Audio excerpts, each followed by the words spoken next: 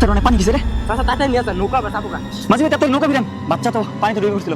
হন সারা পা বন্যা, একটা মাত্র রাস্তা, মনে করে এই রাস্তায় সবার পার হল লাগবো। আমি বাদ গেলাম খাবার।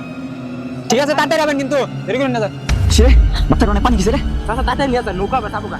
মাঝে মাঝে তোর নৌকা বিরাম, বাচ্চা তো পানিতে ডুবে পড়ছিল। নিয়ে যেতে হসপিটালে তাড়াতাড়ি, নৌকাটা বিরাম। আর খারো না তো কথা কি আর দেখতেছি তো বাচ্চা লইছো তো নৌকা বিরাম ইমার্জেন্সি নিয়ে যেতে হইব।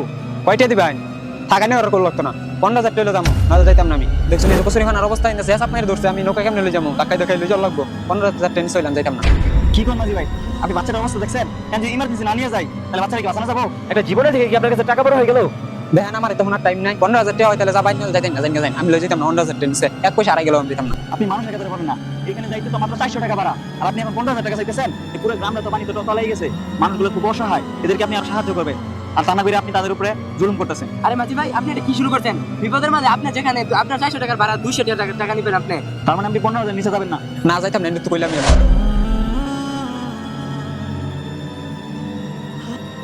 কি হয়েছে রে? কি আবার গো দেয়া দিছি 15,000 তাই নাম কি করবো ঠিকই তো স্যার, 15,000 না নিয়ে যাবো। কি হয়েছে কারণে গো?